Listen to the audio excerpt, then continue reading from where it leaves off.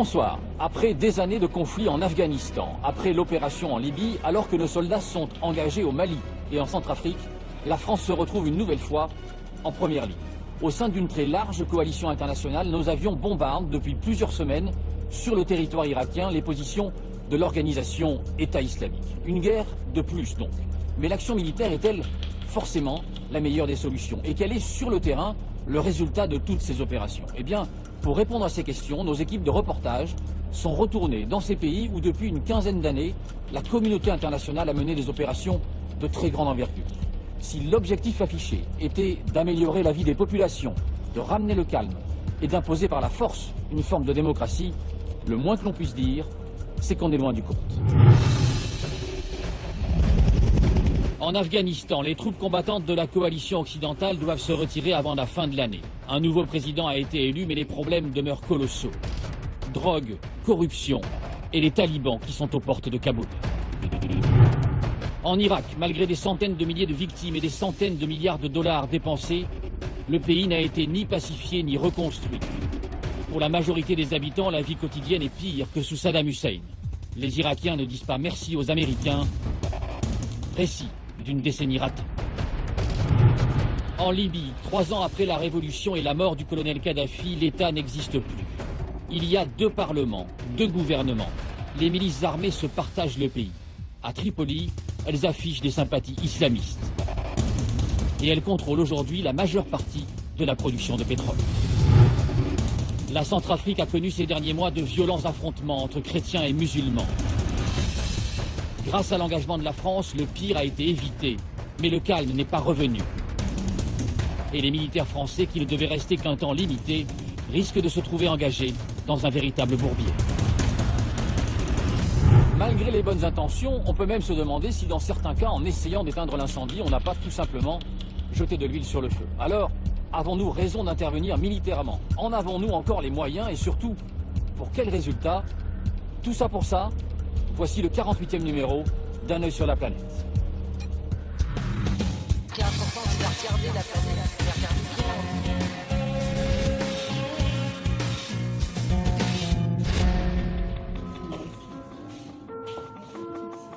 Là, on vient de sortir de son bureau, et qu'il faut refaire le reste. De toute façon, il faut pas faire que d'une manière ou de l'autre, ça sera couvert.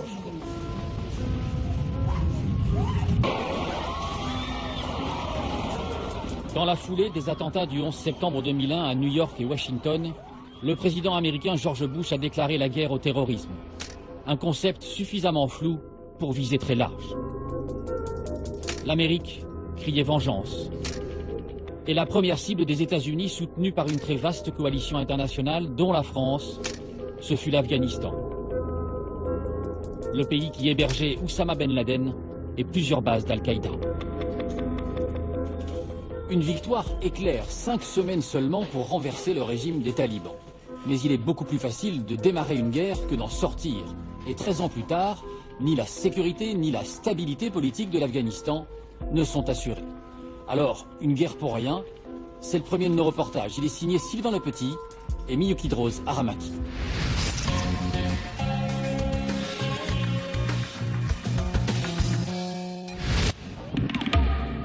Ces montagnes passent pour être le tombeau des ambitions impériales. Les armées britanniques, puis soviétiques, n'ont jamais réussi à contrôler ces vallées. Aujourd'hui, la puissance américaine ne voit plus la fin de cette guerre, la plus longue de son histoire. Cette expédition, lancée après le 11 septembre 2001, devait détruire les bases d'Al-Qaïda et renverser le régime des talibans. Ils ne menacent pas uniquement leur propre peuple. Ils menacent le monde entier en abritant et protégeant le terrorisme. Nous condamnons le régime taliban. La coalition internationale, menée par les États-Unis, entendait pacifier le pays, éradiquer le trafic de drogue et bâtir un État stable, respectueux des droits de l'homme et des femmes. Mais après 13 années de combat et plus de 50 000 victimes, en majorité civiles, les talibans se vantent toujours dans leurs vidéos de propagande de tenir tête à la plus grande coalition militaire jamais réunie.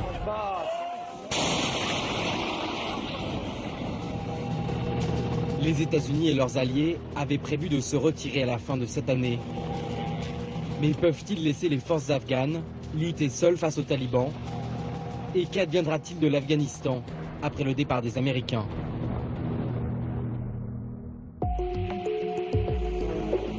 Nous sommes dans l'est du pays, à seulement quelques kilomètres de la frontière pakistanaise. Comme tous les matins, la 4e section du corps 201 se range au garde à vous pour recevoir les ordres. Cette unité est considérée comme l'une des meilleures du pays. Aujourd'hui, vous allez faire une opération de surveillance de routine. Je vous rappelle les consignes. Sécuriser la route et protéger la population des risques d'attentats. Allez, en voiture! Équipé de matériel américain et formé en grande partie par les Français, le corps 201 a la charge de sécuriser l'axe le plus important pour l'approvisionnement du pays. Cette route stratégique qui relie Kaboul à la frontière pakistanaise est la cible permanente des talibans. Le commandant sait qu'une attaque peut survenir à tout moment. Ils sont où les talibans? Les talibans ne se trouvent pas à un endroit précis.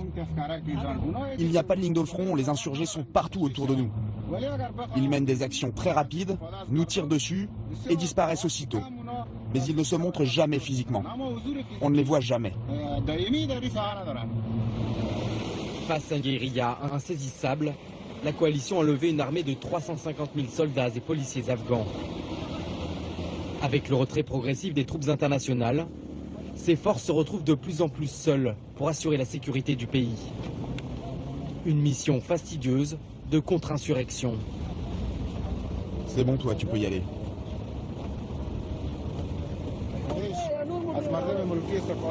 L'ennemi utilise des voitures banalisées pour transporter les combattants d'un endroit à un autre pour commettre des attaques. Les voitures civiles servent aussi à transporter les armes et les explosifs ou à commettre des attaques suicides contre nous ou des bâtiments du gouvernement. On trouve très régulièrement des armes et des explosifs. Après 35 ans de guerre, des millions d'armes circulent plus ou moins librement en Afghanistan. Très vite ce matin, les soldats découvrent 2 kalachnikovs. Pour ces hommes, leurs papiers sont en règle. Même s'ils n'en ont pas l'air, ce sont des gardes du corps. Difficile de différencier les insurgés, des milices privées ou des civils armés qui disent vouloir se protéger. Comme ce commerçant qui s'est fait prendre avec un pistolet chinois et de faux papiers. On peut se faire tuer ou enlever sur cette route.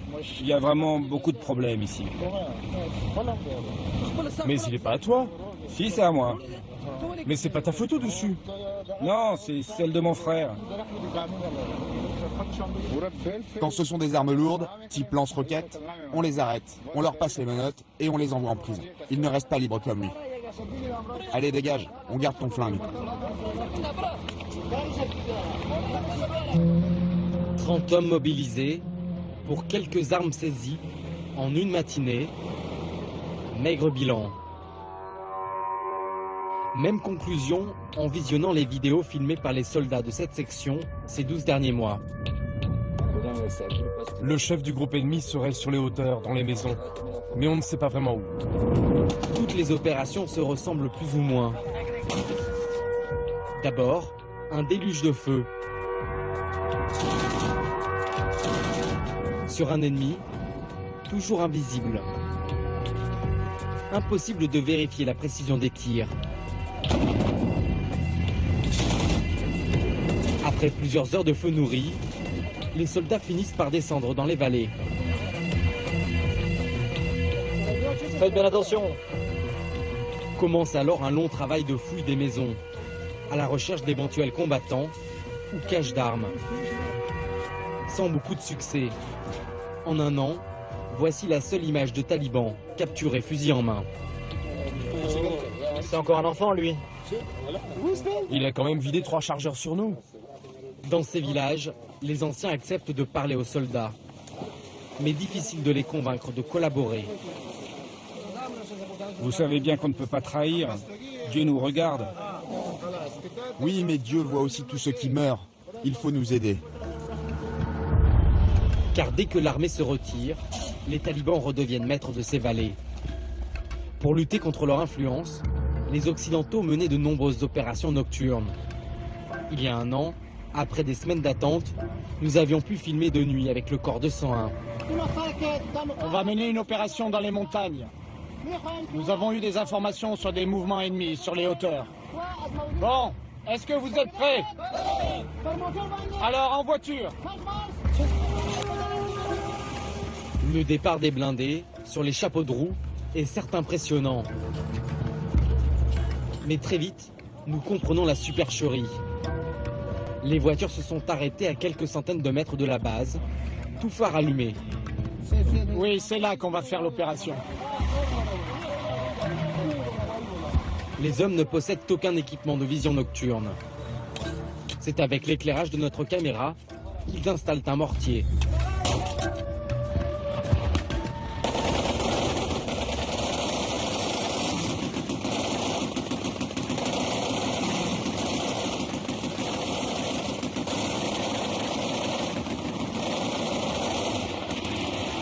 Après avoir vidé leur chargeur pendant quelques secondes, les soldats reviennent déjà avec un prisonnier. Qu'est-ce que tu fais avec un uniforme de soldat, hein? Cet homme arrêté est un faux taliban, un soldat qui a bien du mal à retenir un sourire. Allez, on le déshabille. Tu viens d'où? Que Dieu détruise le Pakistan. Allez, emmenez-le. Si c'était aussi facile de les arrêter, pourquoi les Américains n'ont pas réussi? C'est que nous avons beaucoup d'expérience et notre tactique était très bonne. On les a bien encerclés, donc ils n'avaient pas la possibilité de contre-attaquer. Au loin, nous apercevons notre soldat parti se rhabiller. Cette parodie a le mérite de confirmer une triste réalité. L'armée afghane, qui a pourtant coûté plus de 50 milliards d'euros à mettre sur pied, est incapable de tenir tête aux talibans la nuit. Nous avons demandé à rencontrer un membre du mouvement. Le lieu de rendez-vous nous est donné à la dernière minute, dans cette maison, à l'abri des regards. L'homme que nous allons rencontrer s'occupe des finances d'un groupe taliban. Bonjour, ne vous inquiétez pas, nous ne montrerons pas votre visage. Ce militant a passé 2 ans derrière les barreaux. Les Américains l'avaient arrêté pour participation au mouvement terroriste. Mais ils ont dû le relâcher, faute de preuves. Maintenant, je dois retrouver celui qui m'a trahi et je dois le tuer. Pour lui, le gouvernement afghan ne peut tenir que grâce à l'aide financière de la coalition internationale. Les militaires, ils sont capables de résister parce qu'ils ont beaucoup d'armes. C'est dur de les attaquer. Mais pas la police. Non, la police n'a pas d'armes, pas de munitions, donc elle ne peut pas se battre. Ils ne savent même pas se défendre. Ils ont beaucoup de pertes. Oui, parce qu'il y a énormément de combats. Les talibans prélèvent 10% sur tous les revenus, notamment le trafic de drogue, leur première source de financement. Pour combattre, il faut de l'argent, il faut des armes. Nous n'avons pas de réserve. Il faut bien qu'on se finance d'une manière ou d'une autre. On prend où on peut, que ce soit par la drogue ou la charité. Ici, le mouvement taliban collecte l'argent sous différents noms dans les zones qu'il contrôle. Ce qui est normal. C'est comme les impôts. 20 minutes d'entretien, et déjà il est temps de repartir. Dans ces zones instables, il vaut mieux ne pas s'attarder trop longtemps. Pour se rendre compte de l'étendue du trafic de drogue, direction le sud du pays. Voici Kandahar, l'ancienne capitale des talibans. Officiellement, la ville est sous contrôle du gouvernement. Mais ici, l'influence des fondamentalistes est bien visible. La construction de la grande mosquée voulue par le Mollah Omar, le chef des talibans, est en passe d'être achevée. Et à la sortie de la ville, les autorités offrent 100 000 $ pour la capture de ce commandant qui dirige les insurgés dans la région. Pour nous déplacer, nous sommes escortés par la police. Et à notre grande surprise, nous nous retrouvons très vite au milieu des champs de pavots. Cette plante donne de l'opium, ingrédient de base de l'héroïne. 95% de la production mondiale d'opium vient d'Afghanistan. Comment ça va? Très bien, merci. Dans ce climat semi-désertique, le pavot est de loin la culture la plus rentable. Et la récolte de cette année s'annonce exceptionnelle. Voilà, vous voyez, on sectionne la capsule comme ça, et après le jus s'écoule et on le récolte. Ce liquide séché forme une pâte solide, première étape de la fabrication de la drogue. Un champ comme celui-ci permet de produire une trentaine de kilos. Cette année, je pense que je vais vendre le kilo à une centaine d'euros. Des fois, ça peut monter jusqu'à 130 euros le kilo. Si je cultivais du blé, jamais je ne pourrais obtenir cette somme d'argent. Même le maïs ou le blé ne se vendent pas aussi bien. Ici, la drogue est la seule source de revenus. Rapidement, les policiers affairés autour de leurs champs attirent les villageois. Ces paysans, inquiets pour leur récolte, savent qu'ils sont dans l'illégalité. Mais ils prétendent qu'ils n'ont pas d'autre choix. Mon jardin est complètement sec parce que le système d'irrigation a été détruit par les talibans et les étrangers qui se sont battus. Les étrangers ont bombardé et ils ont tout détruit. Si les canaux sont reconstruits, nous promettons que nous arrêterons de cultiver le pavot parce qu'on sait que c'est mal. On le jure devant Dieu. Écoutez, si on fait ça, c'est uniquement parce qu'on n'a pas le choix. On fait ça pour survivre et nourrir nos enfants. Cette année encore, la récolte a battu tous les records depuis la chute du régime taliban. Et le plus surprenant, c'est que la police n'intervient pas. Je n'ai pas reçu les ordres du gouvernement pour commencer le processus d'éradication. Et sans ces ordres, je ne peux rien faire.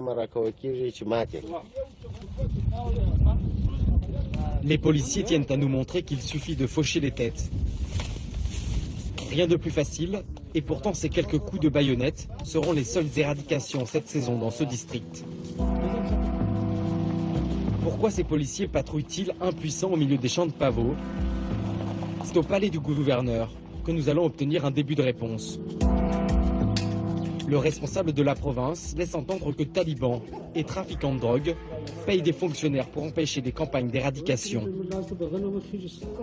Donc le problème dans la lutte anti-narcotique, c'est la corruption? Tout à fait. Pourquoi retarder le processus d'éradication si nous avons décidé de le faire? Pourquoi est-ce que nous attendons le dernier moment avant la récolte? Je suis prêt à détruire le pavot, mais j'ai les mains complètement vides. Je n'ai aucun moyen. Il ne m'a fourni aucun véhicule, je n'ai pas d'argent ni d'hommes à envoyer sur le terrain. L'Afghanistan est considéré comme le pays le plus corrompu de la planète, à égalité avec la Somalie et la Corée du Nord. Dans les faubourgs des grandes villes, l'argent sale s'étale aux yeux de tous. Villas luxueuses et 4x4 derniers cris. Argent de la drogue, mais aussi détournement massif de l'aide au développement. Sur les routes de la province de Parwan, au nord de Kaboul, nous accompagnons Yamato Rabi. Cet Afghan est expert anticorruption pour l'une des seules ONG qui ose s'attaquer à ce fléau. Aujourd'hui, Yamato Rabi vient vérifier l'avancée de plusieurs chantiers. Sa mission, surveiller les projets financés par la communauté internationale. C'est solide tout ça? Oui, oui. Et l'eau ne va pas monter jusqu'ici? Non, ça doit s'arrêter au niveau de la barrière. Pour lutter contre le retour des talibans, les Américains avaient développé une stratégie. Gagner les cœurs et les esprits. Les pays de la coalition devaient investir massivement dans la construction d'écoles, de cliniques et d'infrastructures. Mais à cause de l'insécurité, la plupart des bailleurs de fonds ne se déplacent plus pour vérifier comment l'argent est dépensé. Le résultat, le voilà, un collège en théorie flambant neuf. Ces fils électriques sont dangereux. Ça fuit du plafond, mais nous n'avons pas d'autres salles de classe. Ils n'ont pas fini le sol alors que c'était dans le contrat. Ils ont pris l'argent et ils ont disparu. Les coupables, des entrepreneurs véreux et les dirigeants locaux qui ont fermé les yeux. Ça, c'est notre cloche, faite maison. L'école n'a pas de toilette. ni de vitres, dans une région où il peut faire jusqu'à moins 20 degrés en hiver. Dans beaucoup de projets américains, il n'y a aucune comptabilité. Ils ont jeté l'argent par les fenêtres. Au total, les États-Unis ont investi plus de 100 milliards de dollars dans le développement de l'Afghanistan. Autant que le plan Marshall pour reconstruire l'Europe après la Deuxième Guerre mondiale. Cette école primaire a coûté 1 million de dollars aux contribuables américains. Le chantier n'a jamais été achevé. Une négligence aux conséquences dramatiques. Vous savez, les enfants, ils jouent partout. Voilà, c'est ici. Il y en a un qui est monté et qui est tombé. Et il s'est empalé sur cette pique qui est rentrée dans son estomac. Et personne n'a été poursuivi. Personne n'est allé en prison. Le responsable des travaux avait été nommé par son beau-frère. Et cet homme est devenu ensuite le ministre des Affaires étrangères. L'entrepreneur est à condamner, mais comme son beau-frère est un homme puissant, il ne sera jamais poursuivi en justice.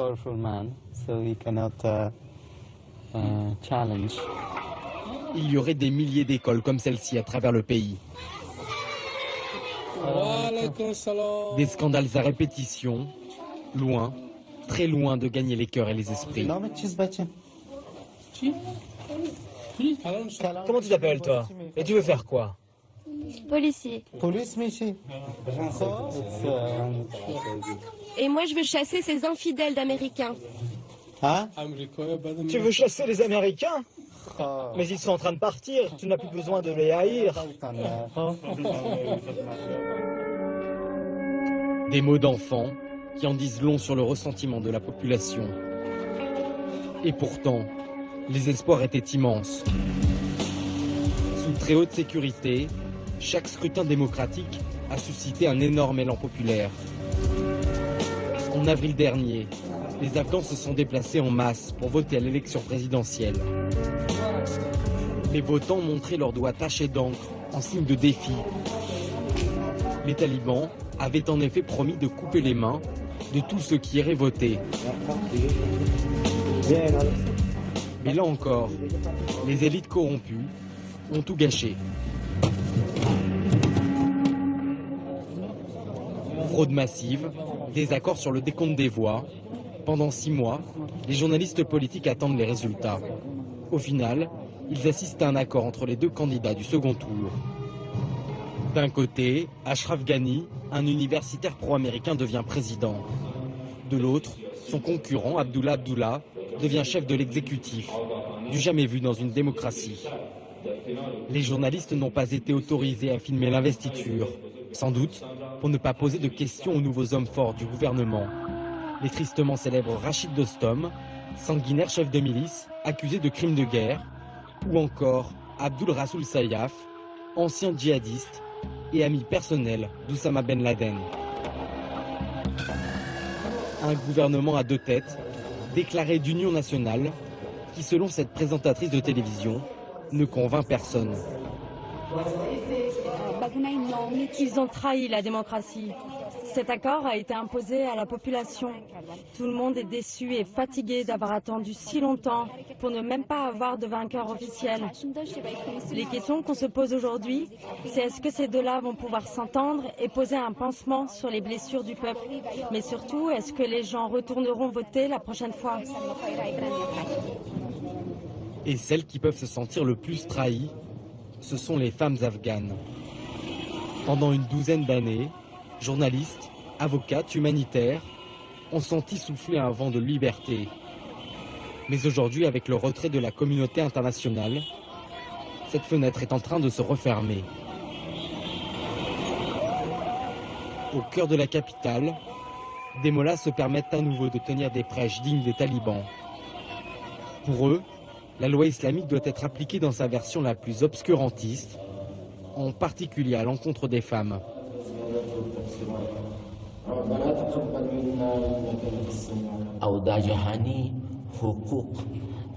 Les journalistes et les humanitaires étrangers propagent leurs idées dans notre pays. On doit les arrêter, sinon la fornication va s'accélérer. Pour nous, une femme mariée qui a une relation sexuelle avec un autre homme que son mari, c'est un adultère. Il faut donc la lapider. C'est la loi de l'islam. Pour les femmes non mariées qui couchent avec un homme, la punition est de 100 coups de fouet. Le code pénal afghan interdit ces peines. Mais régulièrement, des vidéos de flagellation et de lapidation émergent sur Internet. Elles sont tournées dans des territoires tenus par les talibans. Ici, les tribunaux islamistes appliquent leur justice aveugle et barbare.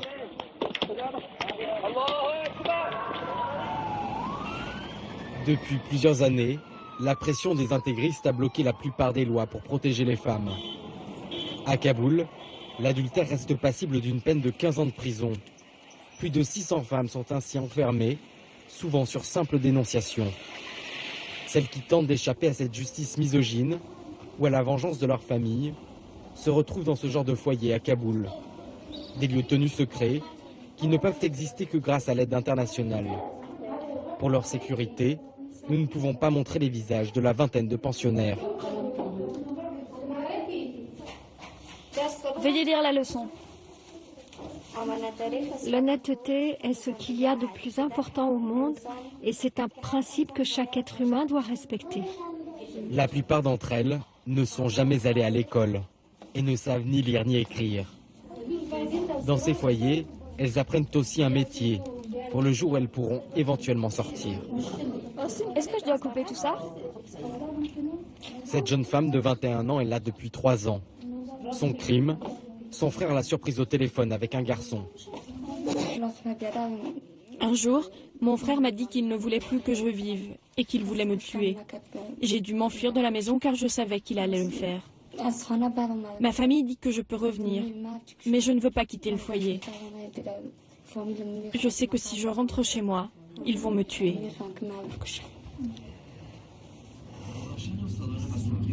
Elle ne sait pas combien de temps elle va rester ici, ni même si ce genre de refuge pourrait garder ses portes ouvertes. La directrice nous explique que ses budgets ont baissé de 10% l'an dernier.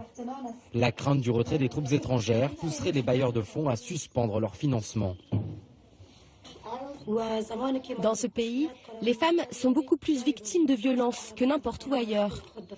Et si les foyers n'existaient plus, elles n'auraient plus nulle part où être protégées, car même dans leur famille, elles sont des cibles. Si le gouvernement ou la communauté internationale ne nous aide plus, c'est certain que nous ne pourrons pas continuer et nous devrons fermer. Ces refuges pour femmes viennent d'obtenir un répit. Alors que les Occidentaux pensaient se retirer fin 2014, un nouvel accord a été trouvé. Le 30 septembre dernier, le gouvernement afghan signe un traité de coopération militaire avec l'ambassadeur américain. Les États-Unis s'engagent à maintenir 10 000 hommes, 10 ans de plus. Le traité est plus qu'un engagement, c'est un choix. C'est un choix de la part des États-Unis de continuer avec notre partenaire afghan sur 2 missions de sécurité cruciales. Entraîner et équiper les forces afghanes et soutenir le combat contre le terrorisme. La réponse des talibans ne se fait pas attendre. Le jour même de l'annonce, un kamikaze à bicyclette se fait exploser en plein centre de Kaboul contre un bus de policiers afghans, bilan 7 morts.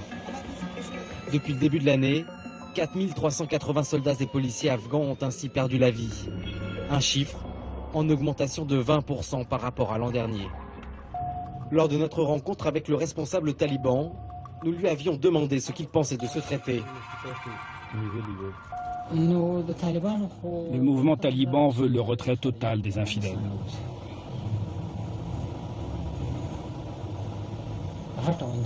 Si le gouvernement refuse, nous serons obligés de le détruire. Nous ne pourrons pas nous asseoir et discuter pour faire la paix. Des positions inconciliables entre un mouvement terroriste capable de se fondre dans la population et des Américains qui redoutent un effondrement de l'État afghan en cas de retrait. Après des années de conflit, les cicatrices de cette guerre, interminable, ne semble pas près de se refermer.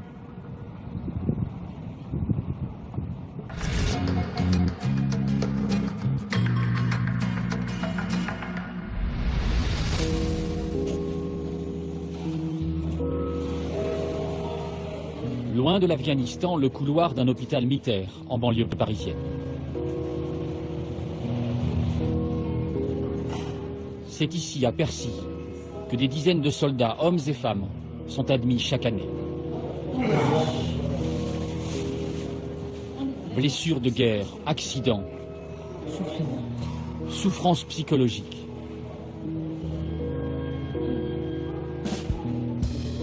Tout ici rappelle à ceux qui voudraient l'oublier que les conflits ont aussi un coût humain. En Afghanistan, 88 soldats français ont perdu la vie. 700 autres ont été blessés. Allez, redressez-vous. Coût humain, mais aussi coût financier, l'Afghanistan a coûté entre 6 et 8 milliards d'euros à la France. Nous aurions pu nous concentrer sur la reconstruction de l'Afghanistan et la traque d'Oussama Ben Laden. Mais en 2003, aux États-Unis, les néoconservateurs ont un plan beaucoup plus vaste, imposer par la force leur vision de la démocratie au pays du Moyen-Orient, en commençant par l'Irak de Saddam Hussein. Une catastrophe, au point qu'aujourd'hui, les Américains sont obligés de retourner en Irak, combattre cette fois le groupe État islamique, qui s'est précisément construit sur les décombres de l'État irakien. Le récit est signé Arnaud Boutet.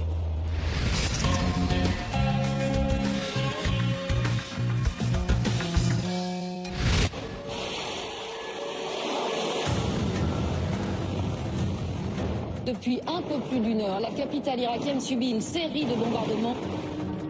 Il n'aura fallu que 2 semaines pour qu'ils entrent dans Bagdad. Le centre de la ville est touché par de fortes explosions. Quelques combats, mais peu de résistance, et un premier symbole, la statue de Saddam Hussein déboulonnée. Le dictateur ne fait plus peur. Sans mandat de l'ONU, sous le prétexte fallacieux de la recherche d'armes de destruction massive, les chars de la coalition viennent aussi imposer la démocratie par la force. Un succès militaire et 3 semaines plus tard, mission accomplie, s'étale en grand sur un porte-avions. Dans la bataille de l'Irak, les États-Unis et leurs alliés ont gagné. 11 ans après, des centaines de milliers de morts côté irakien, un échec terrible de la politique américaine. Comment en est-on arrivé là? 2003, Paul Bremer, envoyé par George Bush, débarque à Bagdad. L'administrateur américain doit préparer la reconstruction de l'Irak. Il a carte blanche. Première décision, premières erreurs. Bremer dissout le parti basse de Saddam Hussein. Il jette à la rue 40 000 fonctionnaires, qui étaient la colonne vertébrale de l'État. Puis, il démantèle l'armée irakienne. Maintenant, on a plusieurs centaines de milliers de personnes qui sont armées. Elles ont ramené leurs armes à la maison, elles savent s'en servir, elles n'ont pas d'avenir et des raisons de vous en vouloir. Je vais vous dire une chose. 72 heures après la décision, le premier attentat a eu lieu sur la route de l'aéroport.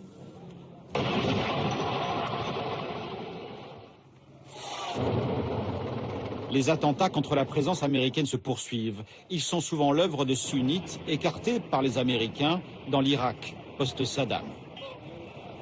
Les sunnites n'étaient pas écoutés. Et quand les gens ne sont pas écoutés, ils ont peu d'options. Au Moyen-Orient, l'étape suivante, c'est la violence.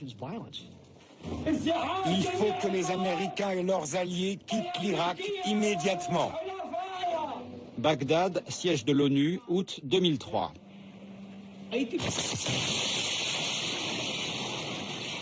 En pleine conférence de presse, une bombe explose. 22 morts, dont Sergio Vieira de Mello, le représentant des Nations Unies. Al-Qaïda revendique l'attentat et s'impose comme un nouvel acteur. Al-Qaïda n'existait pas en Irak avant l'arrivée des Américains. Mesdames et messieurs, nous l'avons. Saddam Hussein, arrêté après 9 mois de traque. Et en Irak, le nouvel espoir d'un retour au calme. On est tous d'accord pour dire que la chute du dictateur a écarté une source de violence, d'agression et d'instabilité au Moyen-Orient.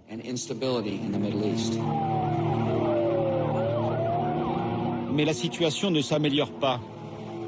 Bien au contraire. Les bombes explosent en plein jour. Le pays s'enfonce dans le chaos. Dans ce qu'elle nomme sa lutte du bien contre le mal, l'Amérique perd aussi la bataille des images. Abu Ghraib, la prison, les sévices. Des photos embarrassantes pour les États-Unis viennent d'être publiées. Des images de prisonniers irakiens victimes de mauvais traitements. L'une des grosses erreurs, ce fut Abu Ghraib. Des dizaines de milliers d'Irakiens n'avaient pas vraiment d'opinion concernant les Américains en entrant à Abu Ghraib, mais pas en sortant de cette prison.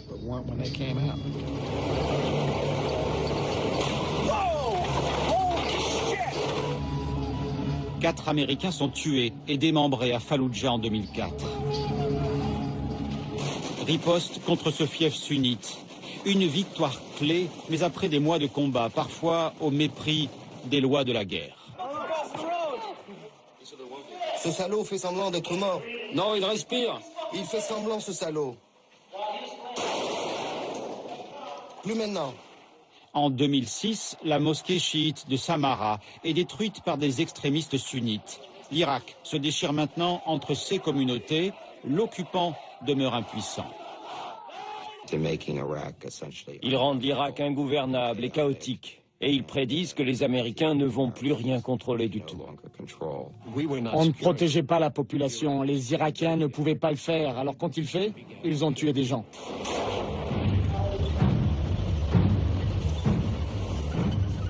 Plus de 20 000 soldats supplémentaires pour tenter de ramener la paix.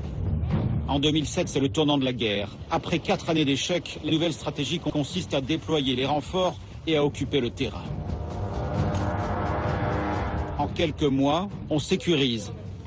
Dans les grandes villes, des murs protègent contre les voitures piégées. Pour lutter contre Al-Qaïda, les militaires américains enrôlent même des sunnites, leurs ennemis d'hier. Ils rémunèrent les combattants et font la promesse d'intégrer les responsables sunnites dans un futur gouvernement. La violence diminue, mais la rancœur est tenace. Lors de la dernière visite de George Bush en tant que président, un journaliste irakien lui jette ses chaussures et le traite de chien. Une insulte suprême dans le monde arabe. Bush a évité les projectiles, pas l'humiliation. Il est venu soutenir Nouri al-Maliki, mais le Premier ministre irakien va vite devenir un problème pour les Américains. En 2009, des reproches nous viennent d'Irak et nous indiquent que Maliki, qui était critiqué pour sa faiblesse, devient trop dur, trop autoritaire et de plus en plus sectaire. Le Premier ministre, un chiite, comme 55% de la population, marginalise les sunnites et trahit l'engagement américain d'un gouvernement multiconfessionnel. Nouvelle tension. Mais aux États-Unis, le président et la politique ont changé. Barack Obama veut quitter l'Irak. Plus question de dicter la politique de Bagdad. Il voulait normaliser l'Irak. Mais ce pays n'est pas normal. En 2011, une page se tourne. C'est la fin du retrait des soldats en Irak. Pour certains observateurs américains, cette décision est prématurée. On ne s'est pas uniquement désengagé militairement à la fin 2011, on s'est désengagé politiquement. La guerre était finie. On était parti. Les dés étaient jetés et qu'importe le résultat, mais on ne savait pas à l'époque quelles en seraient les conséquences. Le désengagement a-t-il favorisé la percée du groupe État islamique? C'est possible. La surprise pour la Maison-Blanche fut la rapidité de la débâcle de l'armée irakienne. Mais pourquoi était-ce une surprise? parce que nous n'avions aucun conseiller avec les troupes irakiennes. Maintenant, une nouvelle menace terroriste avec des milliers de combattants est apparue dans l'ouest et le nord de l'Irak. Le groupe État islamique, appuyé par des sunnites, compte même dans ses rangs d'anciens hauts gradés de l'armée de Saddam Hussein. Les erreurs américaines ont conduit à une guerre sans fin, une décennie perdue, un immense gâchis.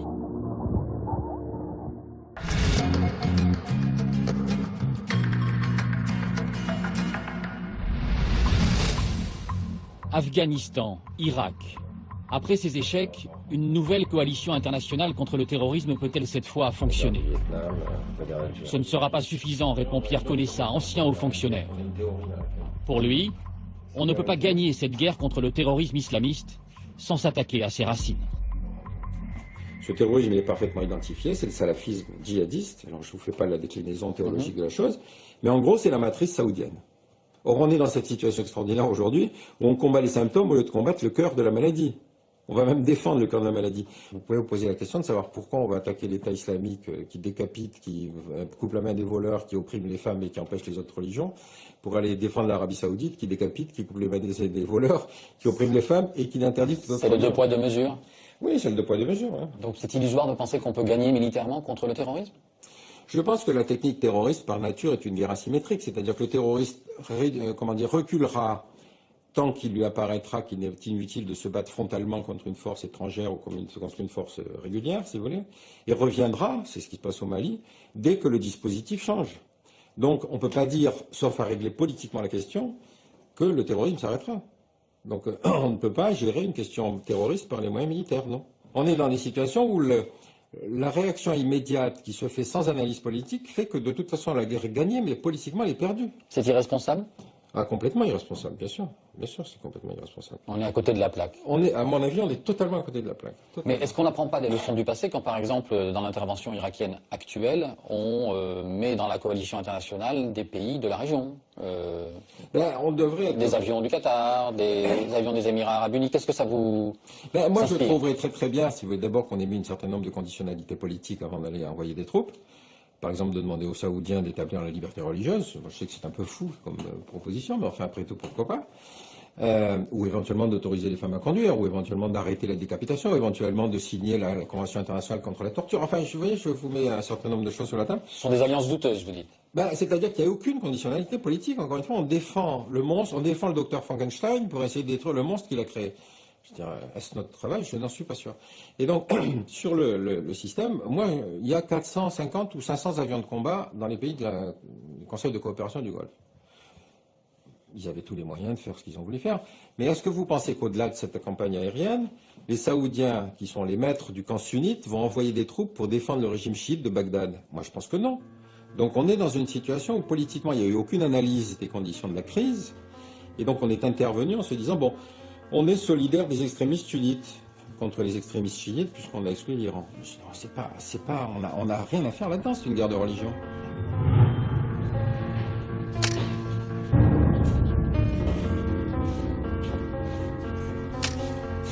Souvenez-vous de la Libye. Nous sommes en mars 2011, l'armée du colonel Kadhafi menace la ville de Benghazi. Émotion générale, la communauté internationale décide d'intervenir, le colonel Kadhafi est chassé, puis tué. Mais pour quel résultat? Eh bien, nous sommes retournés en Libye, au milieu du chaos.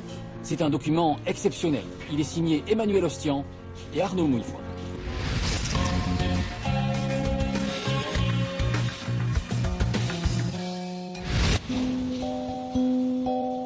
De loin, elle ressemble à une maison normale dans les faubourgs de Tripoli.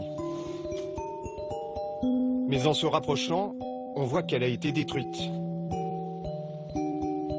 Et si l'on enjambe la palissade, c'est encore autre chose.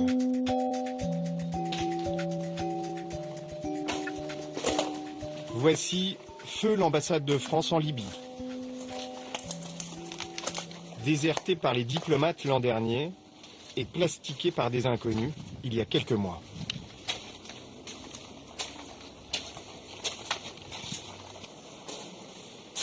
Tout un symbole.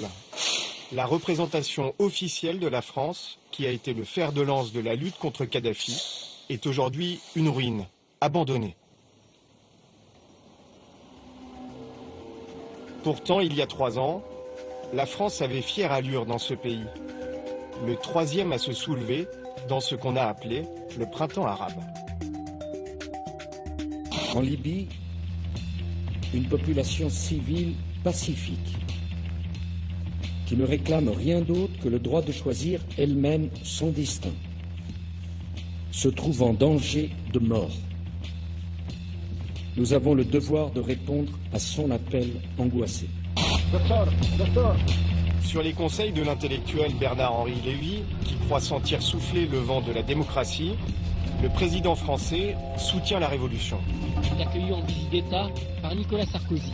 Et tant pis pour le colonel Kadhafi, invité en grande pompe à l'Élysée en 2007, malgré ses 38 ans de dictature. La Libye se retrouve dans le viseur de l'OTAN. Et tant pis également si les frappes aériennes outrepassent le mandat de l'ONU. Kadhafi est capturé dans une buse d'égout. Il sera immédiatement liquidé. À Benghazi, il est accueilli en sauveur. Nicolas Sarkozy et l'Anglais David Cameron sont accueillis en héros à Benghazi, le foyer de la révolution. À ce moment-là, le monde entier y croit. Aujourd'hui, vous devez démontrer un nouveau courage, celui du pardon et celui de la réconciliation. Juillet 2012, les premières élections démocratiques jamais organisées dans le pays donnent un espoir fugace. Mais le Parlement n'a que peu d'influence, tout comme le CNT qui représentait la révolution auprès de la France. Les milices qui ont chassé Kadhafi n'ont pas été désarmées et elles font la loi dans le pays. Au bout d'1 an et demi, une profonde crise institutionnelle entraîne de nouvelles élections. Avec 30% de participation seulement, le nouveau Parlement pro-occidental est fragile et contesté. Il va même devoir fuir la capitale pour se réfugier sur un ferry à Tobrouk. Voilà où réside aujourd'hui le Parlement reconnu par la communauté internationale. Car à l'été dernier, les combats ont fait rage à Tripoli entre les 2 brigades qui avaient combattu Kadhafi, celle de Misrata et celle de Zintan. Elles s'affrontent aujourd'hui dans l'ensemble du pays, qui est globalement coupé en 2, en 3 même, puisque le sud désertique est hors de contrôle. À la fin de l'été 2014, la brigade de Misrata l'emporte à Tripoli et s'empare de l'aéroport international. Elle constitue aussitôt un embryon de pouvoir avec quelques parlementaires fidèles et un nouveau gouvernement. Mais les combats continuent aujourd'hui entre les milices rivales. Ils ont déjà fait des centaines de morts.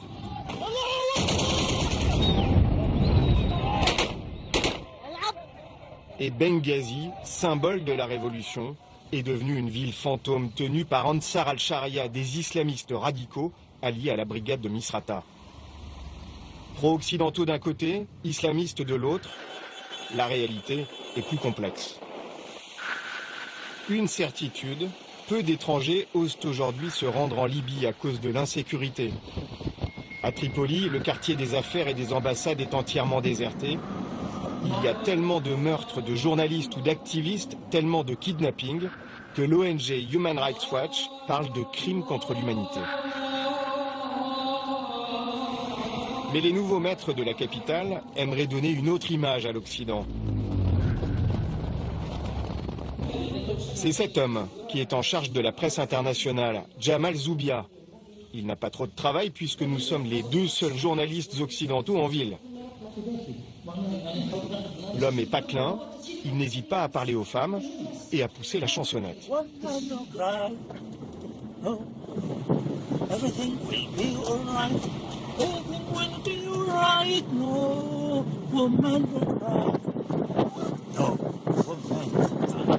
Jamal Zoubia nous fait parcourir de long en large le centre de Tripoli. Une ville où la vie reprend bon an mal an.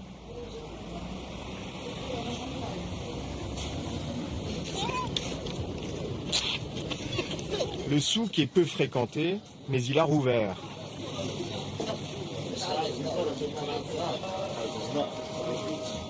On croise même dans les rues de drôles d'engins. Car tout est bizarre ces temps-ci à Tripoli. À la tombée de la nuit, nous sommes convoqués dans cet hôtel de luxe en bord de mer. C'est ici que loge le nouveau gouvernement et le parlement non reconnu de Tripoli.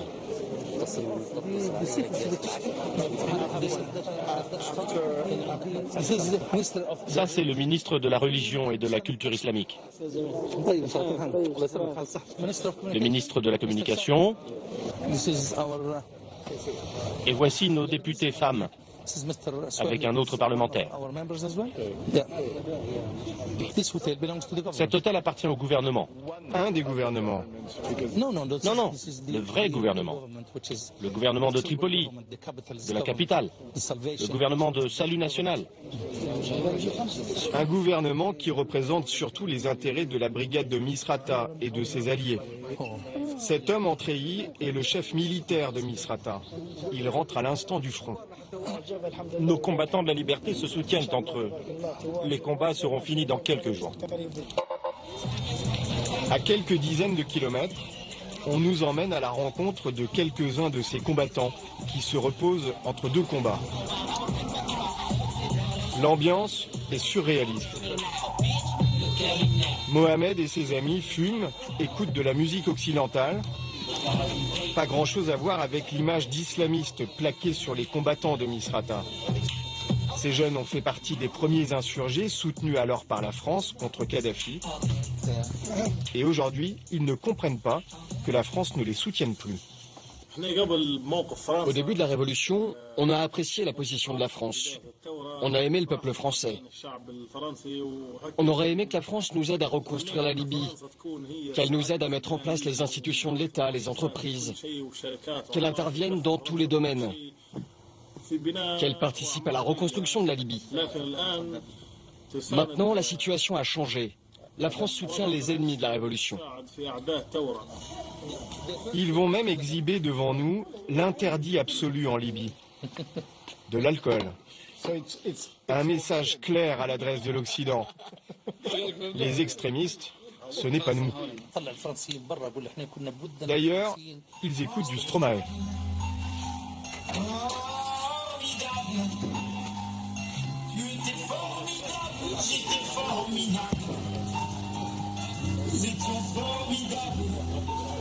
Pourtant, ces jeunes, nous allons les retrouver le lendemain à la mosquée pour la grande prière du vendredi.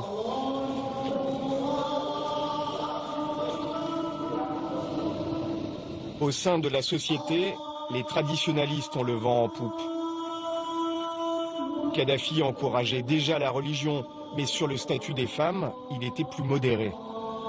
Les imams aujourd'hui peuvent aller plus loin et rétablir officiellement la polygamie. Avant la Révolution, il était interdit qu'un homme épouse une seconde femme sans le consentement de sa première épouse. Maintenant, il peut épouser 2, 3, 4 femmes sans aucune restriction.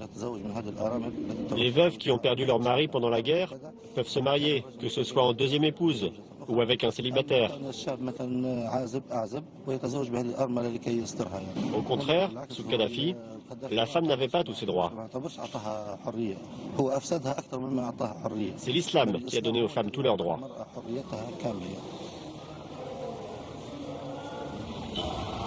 Désormais, les imams ont l'oreille du nouveau gouvernement de Tripoli,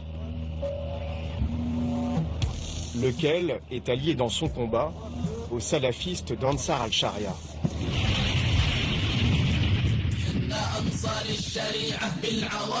Ansar al-Sharia, le groupe qui a revendiqué l'assassinat de l'ambassadeur américain le 11 septembre 2012. Il est officiellement sur la liste des organisations terroristes. C'est notamment à cause de cette alliance que le gouvernement de Tripoli n'est pas reconnu par la communauté internationale. Nous avons rendez-vous avec le Premier ministre. Lui aimerait que les Occidentaux reviennent en Libye, mais il ne remet pas en cause son pacte avec les islamistes.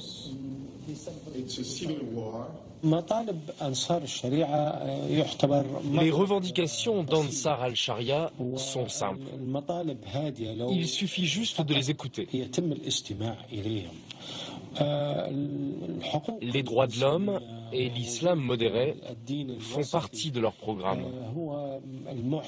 Nous sommes tous des musulmans,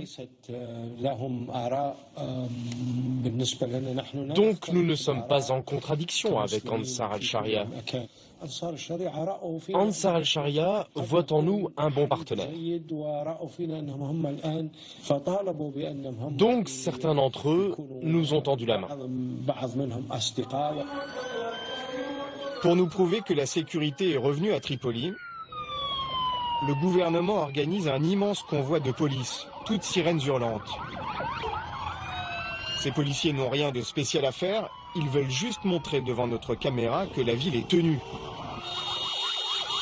Des fonctionnaires en grand uniforme, aujourd'hui payés par le gouvernement de Tripoli, même si officiellement, ils ne parlent pas de politique. En tant que policier, moi, je suis neutre. Je suis là pour protéger tous les Libyens. On ne peut pas dire « je suis pour tel ou tel gouvernement ». Nous sommes avec le peuple. Ils ne sont pourtant pas si neutres. La preuve, lorsqu'ils arrivent à la manifestation hebdomadaire en faveur du gouvernement de Tripoli, ils font le signe de la victoire.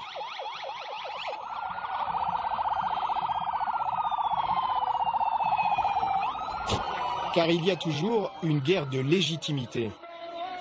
Tripoli se sent la légitimité révolutionnaire, ses hommes ont été en pointe contre Kadhafi.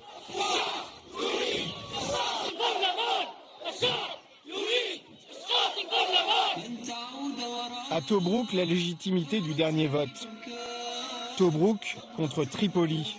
Un conflit attisé, selon la rumeur, par l'Égypte et le Qatar, entre autres.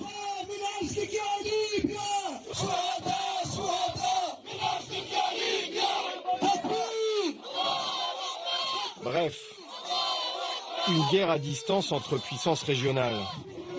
Certains ont leur explication. La Libye, là, une côte de 2000 km vierge, le Sahara plein de richesses archéologiques, gravures, peintures, vestes, dunes, vraiment magnifiques. Et cela, si ça se développe, donc évidemment, l'Égypte et la Tunisie à côté, ou l'Algérie, ou les pays voisins ou ailleurs, donc ça va vraiment attirer beaucoup de sociétés, beaucoup de touristes, et donc ça va être au détriment des pays voisins. Donc c'est mieux de bloquer la Libye et le reste dans le désordre pour que ça profite les pays à côté. Empêcher la Libye de se développer. Sur le papier, c'est le pays le plus riche d'Afrique, grâce à son pétrole. D'ailleurs, en parcourant les faubourgs de Tripoli que les combats de l'été ont dévastés, on se rend vite compte qu'ils se concentraient sur une zone précise. La brigade de Zintan avait pris cet immense complexe de stockage de pétrole et de gaz avant d'être délogée. Un endroit stratégique. Le pétrole, c'est le point central pour finir de comprendre cette guerre. L'essence est 2 fois moins chère que l'eau minérale. Avec ça, on a 2 litres d'essence. Et combien d'eau minérale ? Et ça permet d'acheter la moitié de cette bouteille. Direction, une plateforme offshore. C'est une autorisation rare que nous donne le gouvernement de Tripoli, mais il tient à nous montrer que c'est lui qui a aujourd'hui la main sur les ressources. Le pétrole, c'est 98% de la richesse nationale. Sean, le pilote de l'hélicoptère, est le premier occidental que nous voyons. Il nous emmène à 160 km des côtes, en pleine mer. Pour lui, sans le pétrole, le pays retombe au Moyen-Âge. Tout partirait en lambeaux. Il n'y aurait plus de salaire, plus de gouvernement, il n'y aurait plus de services, ni eau, ni électricité, plus rien. Il est impératif pour eux que la production soit maintenue. Sur la plateforme, c'est un Français qui nous accueille. Jean-Pierre Sevestre travaille pour Total, en cogestion avec une entreprise libyenne. Ici, on semble bien loin du conflit. Total n'a plus aucun membre à Tripoli et tout est géré depuis le quartier de la Défense. Le travail continue de se faire même à distance, hein, avec les moyens de communication qu'on a maintenant. Je dirais que ce n'est pas un souci particulier. Donc il y a autant de production pour Total qu'avant? Oui, tout à fait, oui. Enfin, moi, je ne parle que pour de la production offshore du champ Al-Jouf. Hein. On travaille dans la continuité et rien ne change. Les politiques passent, le pétrole reste. Oui, voilà. De toute façon, quand on est expatrié, on n'a pas trop l'habitude de parler politique, culture ou religion. Le problème ne concerne pas les puits déjà exploités, mais les ressources qui sont encore à explorer. Elles sont immenses. En 2011, les révolutionnaires auraient promis à Paris 35% de l'exploitation des nouveaux gisements. Mais le climat a changé entre la France et les nouveaux maîtres de Tripoli. Aujourd'hui, un ministre n'hésite pas à hausser le ton. Nous en voulons beaucoup au gouvernement français. Pour son manque de transparence, la France a pris des positions contre le gouvernement actuel. Elle a tendance à soutenir le Parlement de Tobrouk. Moi, je suis vraiment contrarié par le gouvernement français. Il a bloqué la situation.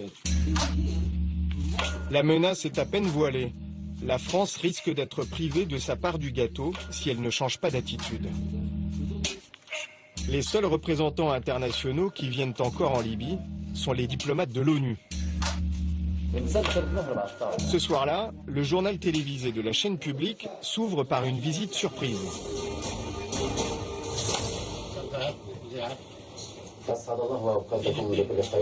Ban Ki-moon, le secrétaire général des Nations Unies, passe quelques heures dans la capitale.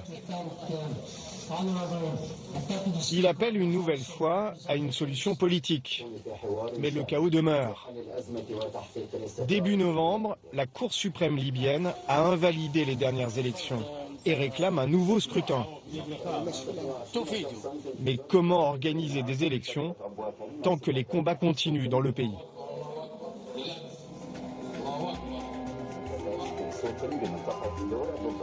À quelques centaines de mètres, des enfants profitent de la douceur du soir pour aller à la fête foraine.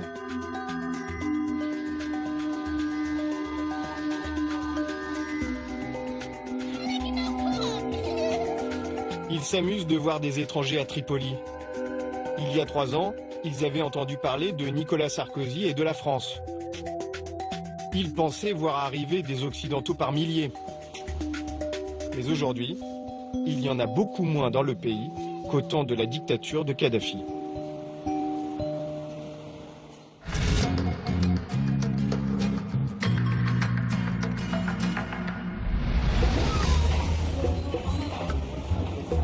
Alors, nous sommes-nous trompés? Nous avons choisi d'écouter les arguments de Michel Collomb, un essayiste belge qui travaille sur les questions de désinformation. Il n'est pas surpris par le chaos d'aujourd'hui. Pour lui, le soutien à la population libyenne n'était qu'un prétexte. Dans cette affaire libyenne, il y a une version officielle. La coalition internationale est intervenue pour protéger la population de Benghazi qui était agressée par les soldats de Kadhafi. C'est une version que vous contestez? Vous savez, à chaque guerre, il y a le phénomène des armes de destruction massive, c'est-à-dire le prétexte, le média mensonge pour justifier l'entrée en guerre et cacher les véritables buts. Mais où est le mensonge, là? Sur la Libye, j'y étais, j'ai mené une enquête, et en fait, on a dit, c'est Al Jazeera qui a lancé en premier. Al Jazeera, je rappelle, c'est la télé de l'émir du Qatar, grand amateur de gaz dans le monde, et elle a lancé Kadhafi bombarde les manifestants. Puis après, ils ont aussi lancé Kadhafi fournit des conteneurs de Viagra pour violer en masse la population. Il y a eu des enquêtes d'Amnesty et d'organisations des droits de l'homme financées par les États-Unis ou très proches ou tout à fait anti-Kadhafi qui ont dit rien de tout ça n'a existé. Et donc, il y a eu des enquêtes aussi d'anciens des services secrets français qui disent c'est une affabulation, c'est une invention. Mais toutes les équipes de reportage qui sont allées sur le terrain, qui ont constaté des combats autour, par exemple, des champs de pétrole de Ras Lanouf ou Il y avait bien des combats entre les troupes de Kadhafi. Des combats, c'est pas la même chose que des manifestations pour la démocratie et Kadhafi qui les bombarde. Ça n'a pas existé. Donc vous dites que c'est un prétexte qu'on a utilisé pour... Mais ce qui est intéressant en Libye, c'est le pétrole. Or, Kadhafi avait dit qu'il en avait un peu marre de se faire rouler par les multinationales des États-Unis et de la France, qu'il allait porter sa participation de 30 à 51%, qu'il allait se tourner un peu plus vers la Chine également. Les réserves de gaz de la Libye sont très importantes et ça s'était convoité par le Qatar. La Libye avait un trésor de guerre avec les revenus pétroliers qui étaient accumulés notamment aux États-Unis et qu'on a commencé à voler 2 ans avant la guerre. La Libye servait aussi de financier alternatif pour toute une série de projets pour des pays africains qui permettaient d'obtenir une certaine indépendance économique par rapport aux multinationales. Et enfin, la Libye pouvait... on a essayé de l'attirer dans le camp des États-Unis et de la France et de... Colonel Kadhafi est venu à Paris, oui. Et voilà, à un moment donné, on lui a déroulé le tapis rouge, et à ce moment-là, c'était un grand homme, et il a refusé certaines propositions de Sarkozy, à savoir ce qu'on appelait l'Union pour la Méditerranée, c'est-à-dire une grande alliance avec la France comme pivot stratégique.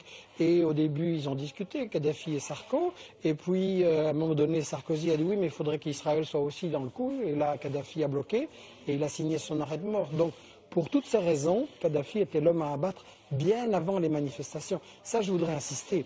Les grandes puissances ne se mettent pas tout d'un coup à intervenir et à bombarder en violation des règles de l'ONU d'ailleurs, parce qu'il y a des manifestants qui se font tuer ici ou là. Ce sont des choses décidées depuis longtemps à l'avance et il faut savoir que tous les services secrets occidentaux étaient en Libye 6 mois avant le déclenchement des manifestations. Mais l'attaque n'a pas eu lieu par surprise. Il y a eu un vote aux Nations Unies, une résolution pour intervenir en Libye. Ça aussi, c'est une manipulation? Je vous rappelle que la résolution de l'ONU prévoyait une no-fly zone, c'est-à-dire pas d'aviation qui pouvait intervenir pour protéger les manifestants.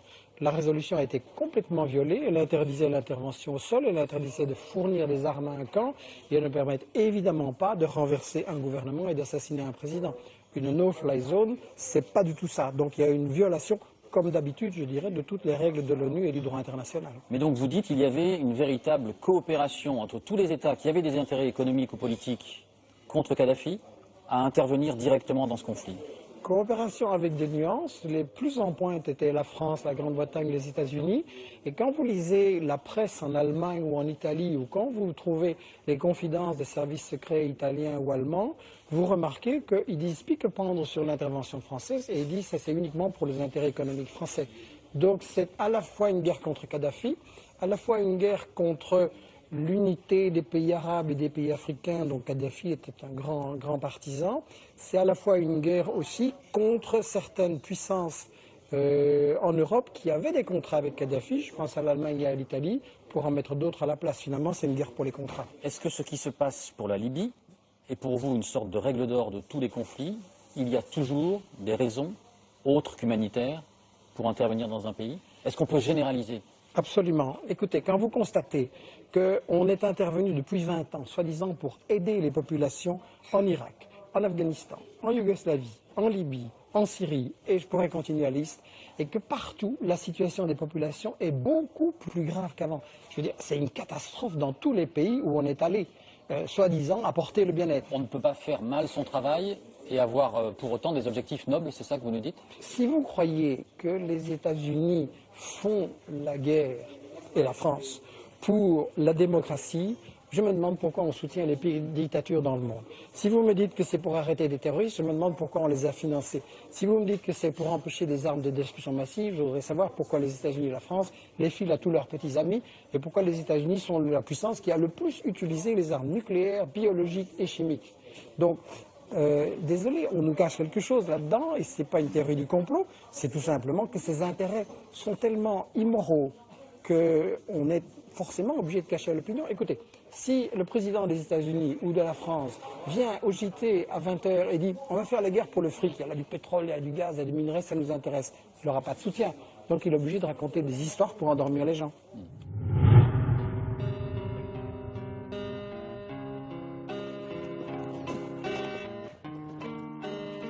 Dans le décor reconstitué d'un village en guerre, ces chasseurs alpins s'entraînent.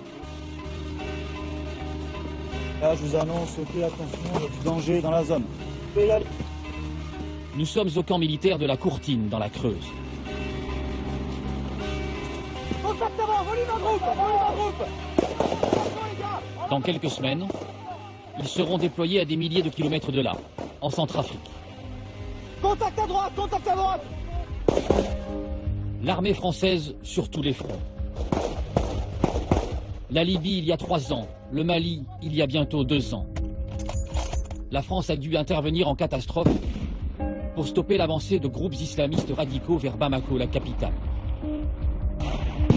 Un succès militaire rapide, mais rien n'est réglé. Libye, Mali et depuis 1 an, la Centrafrique. Ok, passage photo. En Centrafrique, les rebelles, principalement musulmans de la Séléka, ont renversé le régime du général Bozizé au mois de mars 2013 et ils ont multiplié les exactions contre les chrétiens. En représailles, les chrétiens ont massacré des musulmans et ont forcé des centaines de milliers d'habitants à l'exode. C'est ce climat de guerre civile qui a poussé la France à intervenir. La mission devait être ponctuelle, mais on y est toujours, et là non plus, rien n'est réglé. Regardez le reportage d'Ilham Taoufiki et Bruno Giraudot.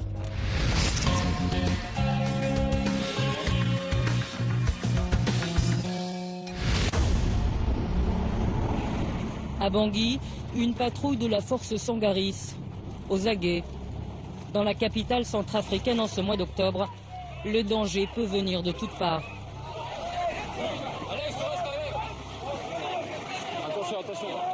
Sur le bord du trottoir, un homme est passé à tabac. Très vite, les soldats s'interposent et ils tiennent la foule en respect pour éviter un possible lynchage.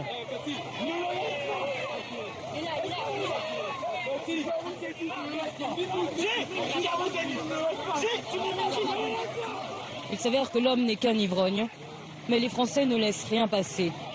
Ici, une étincelle peut tout faire dégénérer. Car après 3 mois d'accalmie, les violences sont subitement repris à Bangui.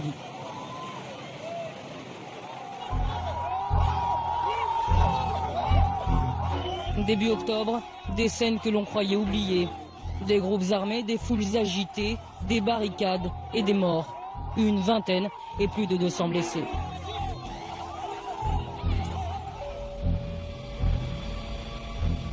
À la base de Sangaris, le chef d'état-major du Gardin fait le bilan des accrochages de la journée. Ah oui, quand même. Juliette, ça tique dur. Nous, on a ratissé dans Fatima aussi. Ils ont été jusqu'en bas, jusqu'à PK9. Si cette fois-ci les soldats français ont été épargnés, ce n'est pas le cas des casques bleus et des soldats de l'EUFOR, la mission européenne, déployés à leur côté. On a 2 blessés camerounais qui viennent d'arriver. Ils viennent d'arriver maintenant. Ouais. On a donc un civil qui était le chauffeur d'un de nos pilotes là, de l'Antonov 26. Un barrage nucléaire. Et on a un soldat espagnol également qui a été pris en charge pour bloc cet après-midi. D'accord. On a un petit pic de violence depuis quelques jours, avec des groupes qui vont faire des actions de prédation pour pouvoir voler, cambrioler, faire effectuer des crimes. On a eu un épisode compliqué, c'est en train de redescendre. Ce sont des épisodes qui arriveront nécessairement dans la durée, puisque c'est un pays qui se relève difficilement de plusieurs années compliquées. La Centrafrique, un pays compliqué en effet. Tout bascule le 24 mars 2013. Des rebelles venus du Nord renversent le président François Bozizé, arrivé au pouvoir par un coup d'État 10 ans plus tôt. La Séléka, c'est leur nom. Une coalition hétéroclite, des opposants, des militaires, des mercenaires, à majorité musulmane. À la tête de l'État, il place Michel Djotodia, premier président musulman d'un pays à 80% chrétien.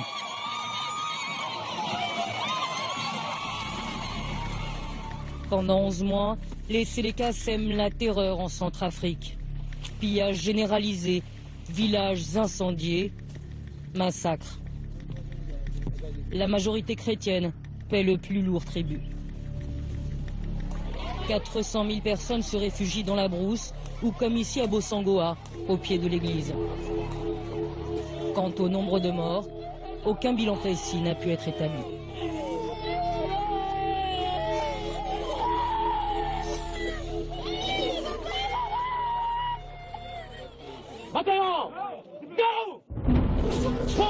En réaction, des milices d'autodéfense se forment, les anti-Balaka.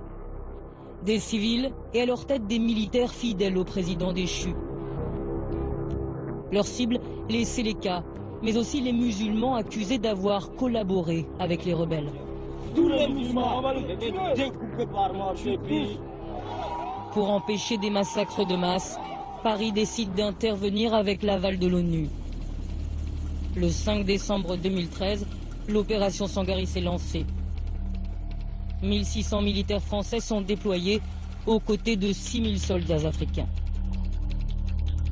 Cette intervention sera rapide. Elle n'a pas vocation à durer. Et je suis sûr de son succès. Mais l'opération Sangaris se révèle plus compliquée que prévu. Les premiers jours de l'intervention, 2 soldats français sont tués. Et la présence française n'empêche pas la Séléka de massacrer près de 1000 civils. Le désarmement des ex-rebelles devient la priorité de Sangaris.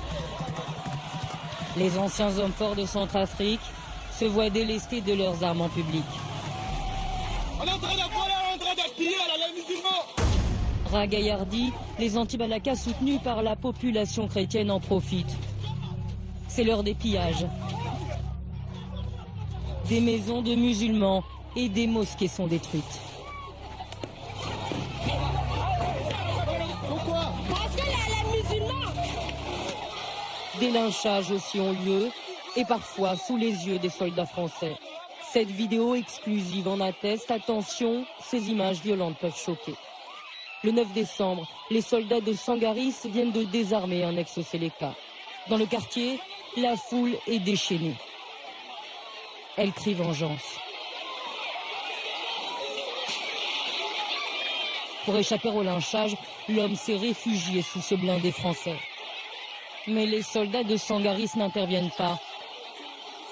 Et au lieu d'évacuer l'ex-Séléka qui est en train de se faire lapider, ils décident de quitter les lieux. Et c'est le drame. L'ex-Séléka n'en réchappera pas. Interrogé sur cette vidéo dérangeante, l'armée française nous a fait savoir qu'une enquête de commandement avait conclu un simple accident. Les militaires ne se seraient pas rendus compte de la présence de cet homme sous leur véhicule. Si les Français s'attendaient à affronter les rebelles de la Séléka, ils semblent avoir sous-estimé le niveau de haine de la population et le pouvoir de nuisance des anti-Balaka. Il est vrai qu'au départ, on a été surpris. Je pense que la force a été surprise de se retrouver face à une autre force qui avait d'autres velléités et qui pouvaient être belliqueuses. Une fois que ça a été fait, de toute façon, la mission, elle ne changeait pas. La mission, elle restait la même. Il fallait rétablir la sécurité en Centrafrique, Bangui puis Ouest, et peu importe qui en avait en face. Si Sangaris a pu stopper les massacres de grande ampleur, les militaires français, trop peu nombreux, n'ont pas su éviter l'exode massif des musulmans. Amnesty International parlera de nettoyage ethnique. Octobre 2014, au quartier Kilomètre 5, l'enclave des derniers musulmans de Bangui. Avant l'intervention française, ils étaient 200 000 dans la capitale. Aujourd'hui, 25 fois moins. Sur les murs, les traces de la violence qui s'est abattue ici. Et le témoignage noir sur blanc du ressentiment contre la France.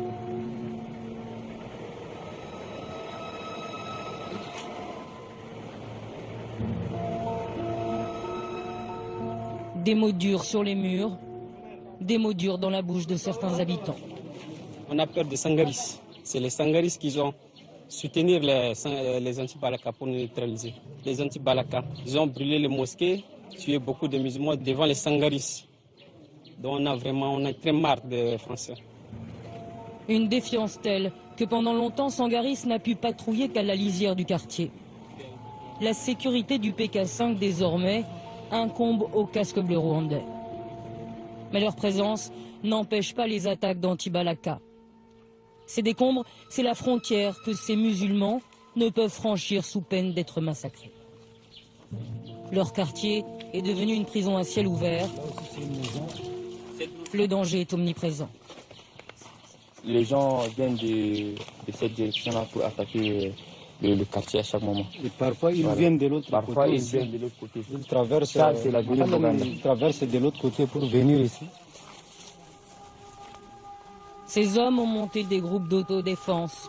Et parfois, ils mènent des raids sur les quartiers chrétiens. Ils ne veulent pas être filmés. Les armes non plus, nous ne pourrons pas les filmer. Mais il en reste, prêt à servir.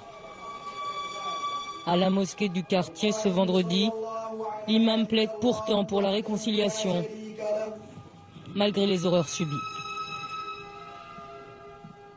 La paix est notre seule solution. Le prophète lui-même a pardonné à ses ennemis. Les musulmans ont beaucoup souffert dans ces événements, mais malgré tout, il faut faire la paix et pardonner aux chrétiens.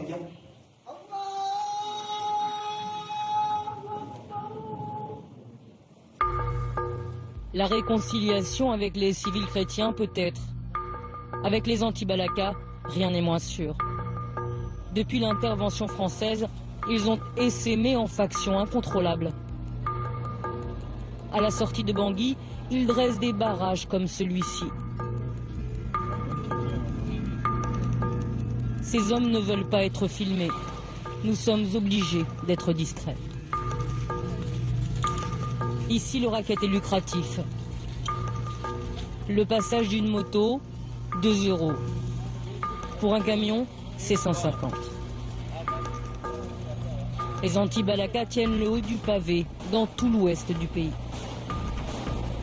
Nous partons à 200 km au sud-ouest de Bangui, à Boda.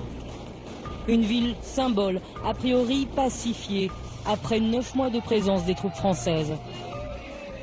Il n'y a plus de massacre, mais la paix n'est pas encore revenue dans les esprits. Au QG des anti-Balaka, un de leurs chefs est catégorique. Les musulmans, ils n'en veulent plus. C'est notre bien. On ne peut même collaborer avec les musulmans. On ne peut pas réconcilier avec eux jusqu'à, même si Dieu descend sur la terre, quelles que soient les conditions, on ne peut pas accepter qu'on collabore avec les musulmans. Ils ont tout détruit. Nos maisons brûlées, nos machins, tout saccagé. On va donner leur quoi? Ça, c'est le bien de notre pays, c'est le bien de notre aïeux. C'est notre terre, quelles que soient les conditions. Il n'a qu'à partir chez eux. Il n'a qu'à chercher leurs origines. Mais ici, c'est chez nous. Aux chrétiens, la terre désormais. Aux chrétiens aussi, les richesses du pays. Ngaï Kiro était le chef d'état-major des anti-Balaka de Boda. Il a choisi une autre voie. J'ai laissé aujourd'hui prendre la route de la business. Et la route du business, c'est celle du diamant et de l'or. La terre ici en regorge. Avant la crise, ce secteur était contrôlé par les musulmans. C'étaient eux, les patrons. Les chrétiens étaient leurs ouvriers, au bas de l'échelle.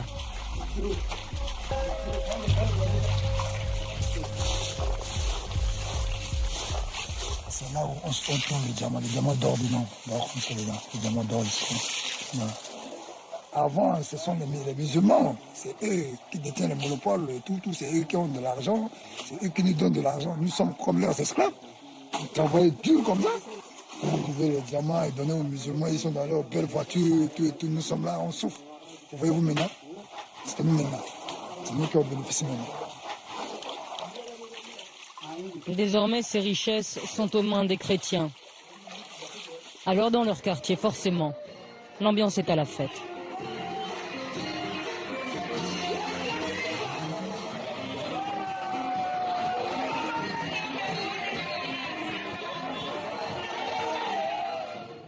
Dans le réduit des derniers musulmans de Boda, c'est plutôt la morosité qui prime. Les soldats français leur ont sauvé la vie, mais pour le reste, ils ont tout perdu. Mahamat Adoum était le responsable du plus gros bureau d'achat de la ville. 9 mois qu'il n'a plus vendu une seule pierre. Ça, c'est les cartouches des anti-Balaka. Ils sont tirés sur le bureau Notre travail, c'est volé par Anti-Balaka. Ils travaillent pas, ils n'ont pas légalement avec le papier, mais ils achètent, ils amènent à Bangui. Et nous, on est là, mains croisées, sans travail. C'est pas facile pour nous. Donc, c'est ça, on demande au gouvernement pour prendre les sécurités, on retourne pour travailler. Sortir de l'enclave pour aller travailler, pas encore d'actualité. Les casques bleus ont pris le relais des Français, mais sont réduits eux aussi à jouer les tampons entre les deux communautés. Quant aux gendarmes, ils ont repris du service il y a peu, mais pour les moyens, ce n'est pas encore tout à fait ça. Si c'est le bureau des gendarmes qui a été détruit au moment des événements là, on est en train de remettre tout petit peu, comme vous voyez, il y a des bureaux sans chaises, il n'y a pas de choses, on débrouille avec ça en attendant que le gouvernement nous donne les moyens. Derrière les barreaux, du menu fretin, braquage, consommation de chanvre. 3 semaines qu'ils sont enfermés ici, sans jugement. Bon, le délai de garde à vue ici, en Serbie, c'est 72 heures renouvelables. Mais ici, quand on se dit la situation sécuritaire, l'administration n'est pas encore en place, donc il n'y a pas la présence du procureur. On attend son arrivée, c'est lui qui va décider de leur sort après.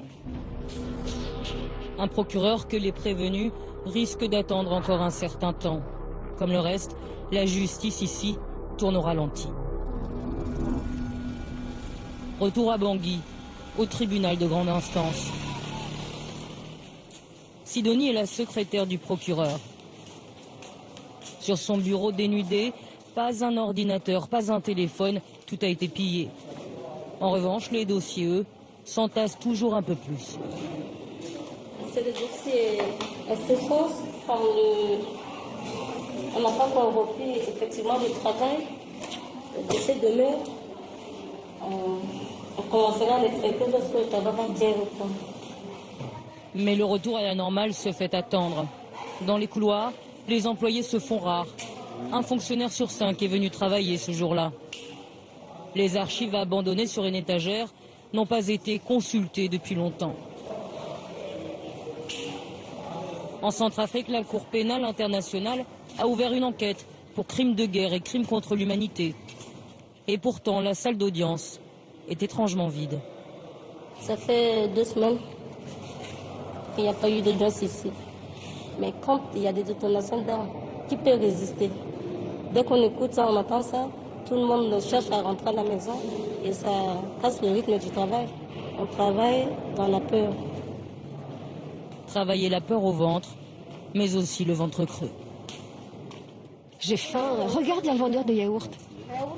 J'ai pas d'argent. Je lui ai demandé de me faire crédit. Cela fait 3 mois que les fonctionnaires n'ont pas reçu de salaire. Ça, c'est notre revenu aujourd'hui. Il n'y a que ça. Si on travaille, on n'a pas d'argent, c'est un problème sensible. Qui ne perçoit pas de salaire et qui est content? On est découragé. Des fonctionnaires payés au compte-gouttes. Les caisses de l'État sont vides. Et l'aide internationale est parfois dévoyée. Selon l'hebdomadaire Jeune Afrique, un don angolais de 10 millions de dollars aurait été en partie détourné. Le quart de cette somme aurait profité au clan de la présidente de transition, Catherine Samba-Panza. Celle qui a obtenu le soutien de la France a surtout réussi en 8 mois de pouvoir à faire l'unanimité contre elle. Insécurité, économie paralysée. Le scandale du don angolais, c'est la goutte d'eau qui a fait replonger Bangui dans la violence. Devant notre caméra, Catherine Samba-Panza se défend de toute malversation. Au temps opportun, nous donnerons les éléments justificatifs ou explicatifs de l'utilisation de ce don. Mais quand on se rend compte de l'instrumentalisation qui a été menée, de la campagne de dénigrement qui a été menée autour de cette question du don angolais, on a tout de suite compris que derrière, il y avait vraiment des actions de dénigrement, d'usure et de déstabilisation. Déstabilisation, mais qui en voudrait à Catherine Samba-Panza? Selon sa garde rapprochée, cela ne fait aucun doute, c'est la France. La présidente de transition ne suivrait plus à la lettre les recommandations de Paris et elle en paierait le prix. Selon son entourage, Sangaris laisserait délibérément se propager les violences dans la ville. Une façon de lui rappeler qui est le maître de la situation. À l'ambassade de France, l'accusation fait visiblement sourire son Excellence.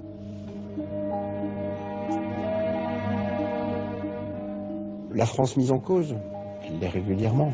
Lorsque, dans un pays où elle a joué un rôle très important pendant des années et des années, l'ancienne colonie, eh bien, elle est régulièrement mise en cause lorsque les choses ne vont pas.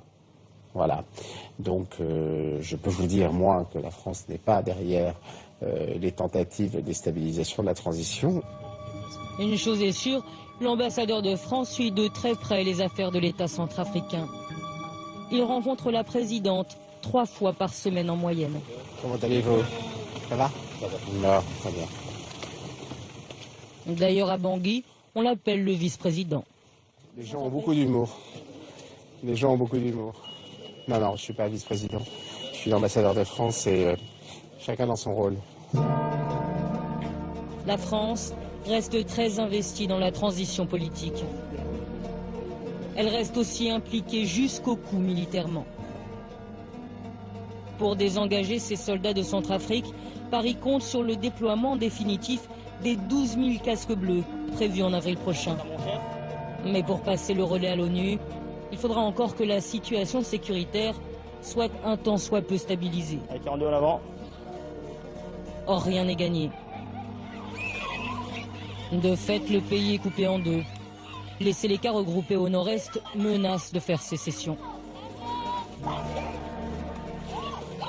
Le désarmement des groupes armés à peine entamé s'annonce périlleux. Les germes de la violence en Centrafrique sont toujours présents.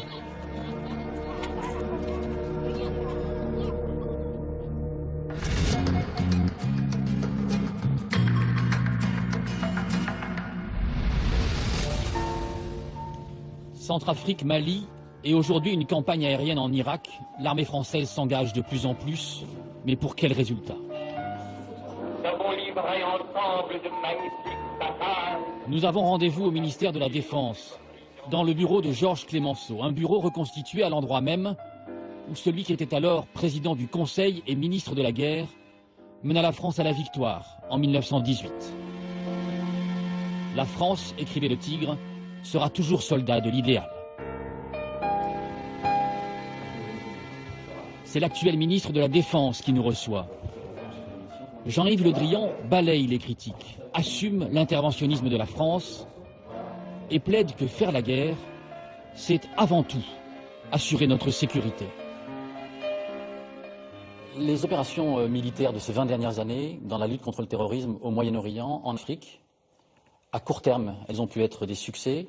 À moyen terme ou à long terme, ça se finit en général en échec ou en catastrophe. Est-ce que c'est un constat que vous acceptez de partager avec moi? Non, je ne le fais pas. Je vais prendre un exemple très récent, le Mali. Et si nous sommes intervenus en début 2013 au Mali, c'est parce que ce pays allait devenir un sanctuaire terroriste. Non seulement il allait perdre son intégrité, mais en même temps, allaient s'installer là des groupes dont l'objectif n'était pas uniquement de prendre le pouvoir au Mali, mais d'accumuler suffisamment d'armes et de capacités pour pouvoir ensuite se projeter en France, en Europe, pour y développer du terrorisme. Monsieur le ministre, rien n'est réglé politiquement au Mali. Si. Le problème des Touaregs n'est pas réglé et la situation sécuritaire n'est pas réglée non plus. Elle n'est pas totalement réglée. Bien placé pour le savoir. Oui, je suis d'autant plus mieux placé pour le savoir que, au début, quand j'allais au Mali, il fallait me protéger, y compris à Bamako. Maintenant, on circule à Bamako librement, la liberté est retrouvée. Le Mali a retrouvé, grâce à l'action de la France, son autonomie, son indépendance, ses institutions. Donc, je ne veux pas parler d'échec. Mais vous reconnaissez que rien n'est réglé? 20 casques bleus tués ces dernières semaines? Est-ce que c'est pas un petit peu faire la politique de l'autruche que de dire que, vous dites, que les choses vont mieux? Rien n'est réglé. Comment vous pouvez dire rien n'est réglé alors que ce pays qui allait être envahi a retrouvé sa liberté? Non, on a permis au Mali. Est-ce qu'on peut dire qu'un pays a retrouvé sa liberté lorsqu'il y a des attaques incessantes, des soldats... Dans une partie du territoire au nord, contre lesquels nous nous protégeons le Mali, et avec le soutien de la communauté internationale, et avec le soutien de l'Union européenne. Mais que voulez-vous dire? Il aurait fallu ne rien faire. Laisser ce pays envahi par Al-Qaïda au Maghreb islamique, dont l'objectif principal depuis 2006 est d'attaquer la France. Nous avons acquis une nouvelle sécurité en éradiquant en grande partie ces attaques. Notre question fondamentale dans l'émission est de savoir si la façon dont nous procédons fonctionne.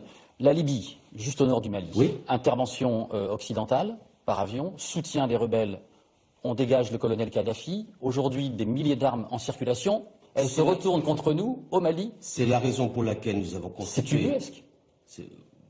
C'est la raison pour laquelle nous avons constitué l'opération Barkhane, qui consiste à régionaliser l'ensemble de nos forces pour agir contre le terrorisme, d'où qu'il vienne, et en particulier de la Libye. Et c'est pourquoi nous sommes présents au nord Niger et au nord Tchad désormais, et que l'opération, ce n'est plus une opération du Mali, c'est une opération régionale de sécurisation de la zone et aussi de l'Europe et de la France par ricochet. Est-ce qu'on peut gagner ce que vous appelez en permanence la guerre contre le terrorisme? La guerre contre le terrorisme, c'est un concept. Le terrorisme n'est pas une armée, n'est pas... Est-ce que ça peut se gagner? L'État islamique, le prétendu État islamique, c'est presque une armée. Hein. Moi, je l'appelle armée terroriste. On a dépensé des milliers de milliards de dollars depuis 20 ans et on n'a pas progressé dans l'efficacité de cette lutte contre le terrorisme. Il y a de plus en plus de djihadistes. Est-ce qu'on n'est pas en train de se tromper sur la méthode, sur la façon de faire? La France doit assurer sa sécurité. Sa sécurité est menacée par ces risques-là. Mais elle est de plus en plus menacée. Plus on tape, plus on a d'ennemis. Depuis 2006, la France, c'est l'objectif principal d'AQMI et d'Al-Qaïda. Parmi les objectifs d'AQMI, Al-Qaïda au Maghreb islamique, il y a la France en permanence, donc il faut se protéger. Oui. On ne résout pas les choses par la guerre. On ne résout pas les choses par la guerre. De temps en temps, il faut agir. Dominique de Villepin dit c'est suicidaire. Je ne partage pas cet avis. Ma responsabilité, c'est de faire en sorte que la France soit sécurisée. C'est ce que me demande de faire le président de la République et je l'assume. Est-ce que vous pouvez, en conclusion, partager avec nous le fait que on puisse se dire, on puisse s'interroger sur toutes ces opérations en se disant tout ça pour ça? Tout ça pour notre sécurité. Oui, tout ça pour notre sécurité. Si nous n'étions pas intervenus au Mali, si nous n'intervenions pas au Levant, si nous laissions faire la situation en Centrafrique, oui, c'est notre sécurité qui serait en cause. Mais c'est aussi nos valeurs. Et c'est aussi notre responsabilité internationale. Donc, il faut agir de cette manière.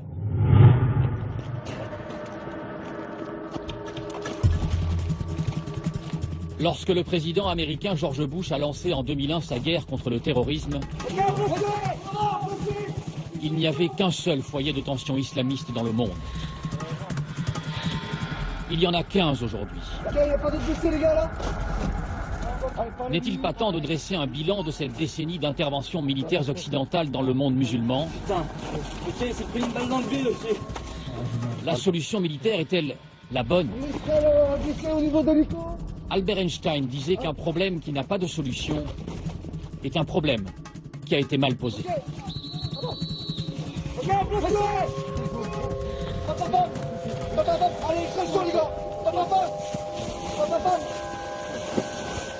Voilà, c'est ici que se termine cette émission exceptionnelle consacrée aux interventions militaires de la France à l'étranger. Un grand merci à Patrick Boitté qui a préparé l'émission avec l'aide d'Isabelle Ledizez, à Nicolas Maupier qui l'a réalisé avec Jean-Louis Laforêt, Stéphane Morelli et Marlène Billeric. Nous nous retrouverons au mois de janvier à l'autre bout du monde, en Bolivie. D'ici là, gardez un œil sur la planète.